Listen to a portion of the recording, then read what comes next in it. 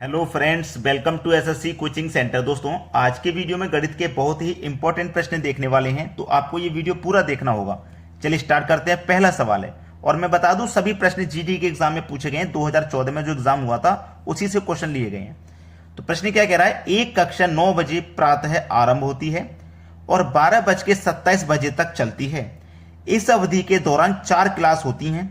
प्रत्येक क्लास के बाद विद्यार्थियों को 5 मिनट की छुट्टी दी जाती है। तो प्रत्येक क्लास की वास्तविक अवधि है। एक क्लास कितने समय के लिए चली वो बताना है। ठीक है, चलिए टोटल कितनी क्लास चलती हैं भाई? टोटल कितनी क्लास चलती हैं? 4 क्लास। टोटल कितनी क्लास चलती है भाई? टोटल क्लास चलती है 4। ये बात आपकी पहले कंफर्म हो जानी चाहिए। टोटल क्लास चलती है 4। अब यहां पे सबसे पहली बात, एक कक्षा 9 बजे शुरू हुई थी। सुबह में 9 बजे शुरू हुई है और वो चली है 12:27 तक। 12:27 तक वो क्लास चली है। तो 12:27 तक मैं आपको बता दूं, 9 बजे से 12 बजे तक 3 घंटा हो जाएंगे, जिसका मतलब है 180 मिनट। और 27 मिनट, ये 180 में 27 जोड़ देंगे मतलब 207 मिनट। कितना? 207 मिनट। इसको हमने क्या कर लिया, मिनट में कन्वर्ट कर लिया, क्योंकि मिनट में ही बताना है कि नहीं? मिनट में ही तो बताना है। तो मैंने इसको क्या किया, मिनट में कन्वर्ट कर लिया। चलिए, ये पहली क्लास, ठीक है, पहली क्लास +5, दूसरी क्लास +5, तीसरी क्लास +5, फिर चौथी क्लास जो होगी ना लास्ट में, उसमें छुट्टी नहीं मिलेगी। 4 क्लास हुई है ना, टोटल 4 क्लास हुई है। पहली क्लास हो गई 5 मिनट की छुट्टी, दूसरी क्लास हो गई 5 मिनट की छुट्टी, तीसरी क्लास हो गई 5 मिनट की छुट्टी। भाई चौथी क्लास जब होगी तो उसके बाद में 5 मिनट की छुट्टी नहीं मिलेगी, क्योंकि क्लास तो खत्म हो जाएंगी। फिर खत्म हो जाएंगी कि नहीं? तो लास्ट वाली क्लास पूरी रहेगी। और ये कितने के बराबर है भाई? 207 मिनट के बराबर है। 1x 2x 3x 4x, 4x plus 5 5 10 5 15 बराबर 207। ठीक है, बराबर 207 है। चलिए, 4x बराबर 207, ये प्लस का 15 इधर आके माइनस का 15 हो गया।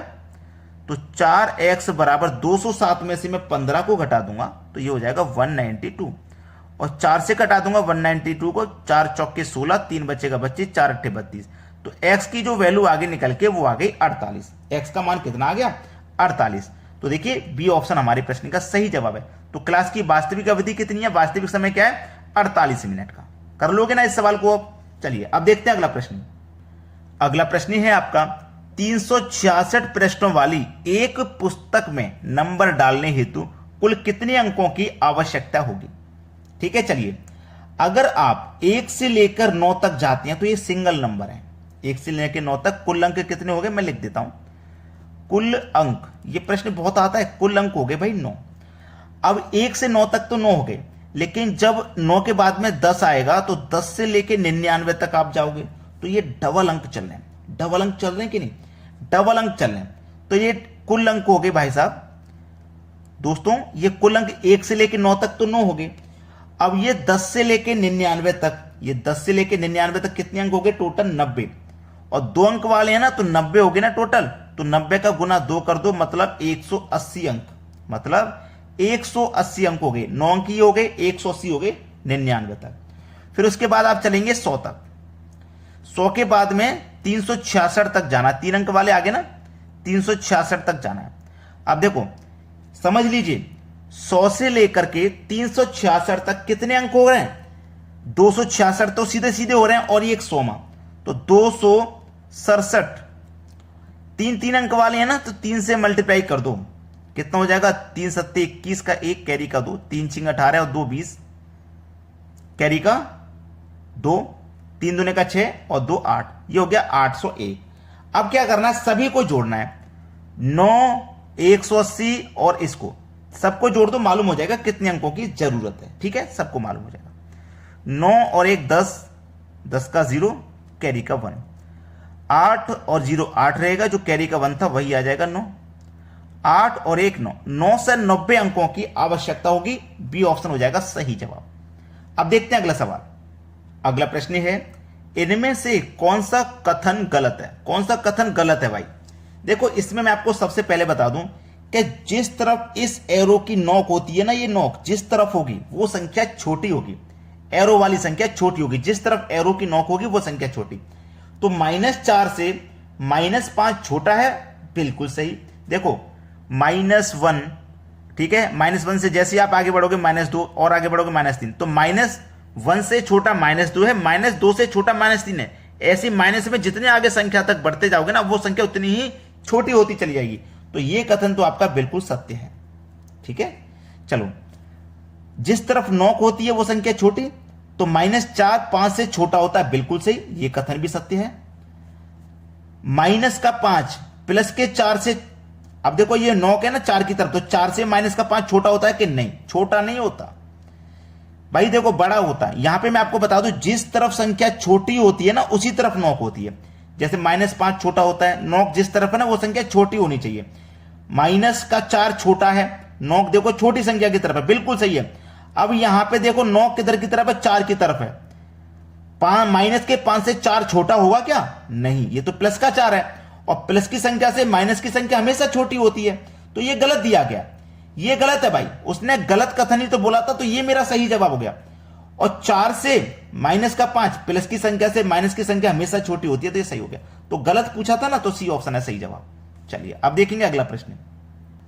अगला प्रश्न है, 3 अनुक्रमिक संख्याओं का योग 333 है, अंतिम 2 संख्याओं का योग क्या होगा? 3 संख्या 1 2 3 संख्याओं का योग है 333। संख्याएं कितनी है? 3 से डिवाइड कर दो, 1 1 1 टाइम में जाएगा। यही आपकी बीच वाली संख्या है और यही आपका औसत है, तो 1 1 1 बीच वाली संख्या हो गई। ये कैसी है? अनुक्रमिक, मतलब लगातार। तो 111 के बाद में 112 और 111 से पहले 110। पूछा क्या? संख्याओं का योग, तो सभी का योग कर दो भाई, योग ही तो पूछ रहा है। 0 1 और 2 का मतलब 3 हो जाएगा, 1 और 1 2, 2 और 1 3 हो जाएगा, ठीक है। 1 मिनट, कुछ गड़बड़ कर रहे हैं। उसने पूछा है अंतिम 2 संख्याओं, हम सभी का योग कर रहे हैं। पूछा है अंत की 2 का, तो ये नहीं करना, अंत की 2 का योग करना केवल। 1 और 2 3, 1 और 1 2, 1 और 1 2, अंत की 2 का करना, तो अंत की 2 का हमने कर लिया, 223 हो जाएगा। डी ऑप्शन हो जाएगा सही जवाब। अब देखते हैं अगला प्रश्न।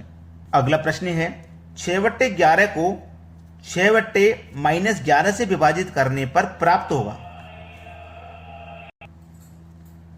अगला प्रश्न है, 6/11 को 6/-11 से विभाजित करने पर प्राप्त होगा। 6/11 को हमें भाग देना है 6/-11 से, तो क्या प्राप्त होगा? तो 6/11 में अब डिवाइड वाली संख्या को जैसे ही हम मल्टीप्लाई में चेंज करेंगे तो संख्या पलट जाती है, यानी कि -11 ऊपर हो जाएगा और बटे में 6 हो जाएगा। संख्या पलट जाती है, डिवाइड को जब मल्टीप्लाई में चेंज करते हैं तो संख्या ये पलट जाती है। तो 6 से 6 कट जाएगा, 11 से 11 कट गया एक बार में, लेकिन माइनस का 1। तो आपका जो आंसर आएगा वो आएगा -1, ठीक है। किस ऑप्शन में है? डी ऑप्शन में। डी ऑप्शन प्रश्न का बिल्कुल सही जवाब हो जाएगा। अब देखेंगे अगला प्रश्न। अगला प्रश्न है, 2 संख्याओं का गुणनफल निकाला जाता है तथा एक संख्या 0 से कम है एवं दूसरी संख्या 1 से अधिक है, तो गुणनफल के लिए कौन सा कथन सत्य है? 1 से कम होगा। देखो यहां पे मैं एक सीरीज बनाता हूं, फिर समझाता हूं। चलिए, सीरीज बनाया ना, सबसे बीच में रखा मैंने 0, उसके बाद में प्लस का 1, प्लस का 2, प्लस का 3। अब 0 से पहले माइनस का 1, माइनस का 2, माइनस का 3, ये हो गया, ठीक है। 1 2 3 4, 1 2 3 4, ठीक है, ये हो गया। अब यहां से समझते हैं, उसने बोला है कि एक संख्या 0 से कम है, 0 से कम है एक संख्या, तो क्या हो जाएगी वो? -1, ठीक है। और दूसरी जो संख्या वो 1 से अधिक है, 1 से अधिक है, 1 से अधिक है, तो वो संख्या क्या हो जाएगी? 2 हो जाएगी। तो उनका गुणनफल, उनका क्या? गुणनफल। गुणनफल पूछा ना, तो 2 का मल्टीप्लाई 1 से करेंगे 2, लेकिन माइनस का 1 से करेंगे तो -2, क्या आएगा? -2। गुणनफल के लिए कौन सा कथन सत्य है? -2 आया ना, तो अब कौन सा कथन सत्य है? 1 से कम होगा? नहीं, 1 से कम नहीं होगा। 0 से कम होगा? भाई देखो, -2 आया है और 0 से हम कम चलेंगे तो -1, -2, -1, -3, ऊपर चलेंगे तो प्लस में आएगा, तो 0 से कम होगा, बिल्कुल सही है भाई। -2 0 से कम ही तो होता है, तो ये हमारा सही जवाब है।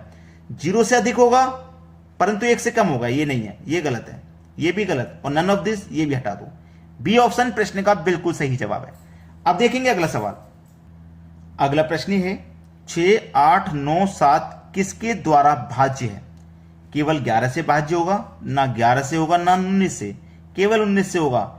11 और 19 दोनों से होगा। चलिए हम दोनों से भाग करके देख लेते हैं किससे हो रहा है किससे नहीं। 6897 को पहले हम करेंगे 11 से भाग। 11 से घटा लो, 11 छिक्के 66 कट गया, 2 बचेगा 19, 29 11 दूने का 22, 7 बचेगा 77, 11 सत्ते 77, 11 से कट रहा है। अब इसको मैं 19 से भी कटा के देख लेता हूं। ठीक है, 19 से कटाऊंगा, 19 पंजे 95, बहुत ज्यादा हो गया। 19 त्रिक का 51, 19 चौक 76, 3 बार में जाएगा। 19 त्रिक का 51, 68 में से 51 तक चला गया तो कितना बचा? 9 और 8 16 17 बचा। 17 में लगा देंगे 9, 17 में लगा देंगे भैया 9 तो 179 हो जाएगा। ठीक है, 19 पंजे 95, 19 के 1 मिनट 9, 19 त्रिक का 57 होगा ना, 57 होगा ना, 19 त्रिक का 57, तो 3 बचा 60 में से 8, ये 8 और 3 11 बचेगा। 11 में 9 लगा देंगे 119। अब सही है ना, 19 पंजे 95, 19 छिक्के 114, 119 में से 114 कट चुका है तो बचेगा 5 में लगा दो ये 7, 5 बचा ना, 5 में 19 त्रिक का 57 कट गया।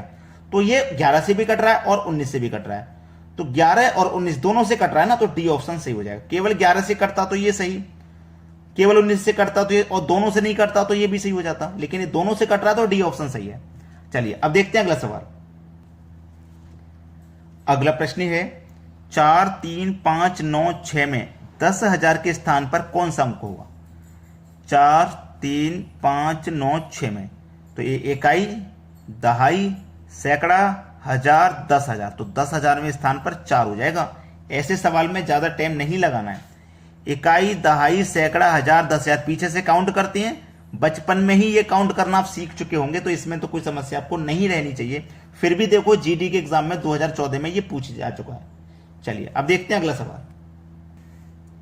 अगला सवाल है, जब 89 मार्बल्स को प्रत्येक 3 को एक पैकेट में व्यवस्थित किया जाता तो शेष बचेंगे। 89 को 3 से डिवाइड कर दो, क्योंकि एक पैकेट में 3 है ना, तो 3 दूने का 6, 2 बचेगा 29। ठीक है, 3 नीम 27, 29 में से 27 कट गया ना, 2 बचा, शेष क्या बचा? 2, यानी कि 29 पैकेट पैक होने के बाद में 2 शेष बच जाएंगे। बी ऑप्शन है सही जवाब। अगर आपने हमारे वीडियो को अभी तक लाइक नहीं किया तो लाइक कर दो, शेयर नहीं किया तो भाई शेयर कर दीजिए। ठीक है दोस्तों, धन्यवाद।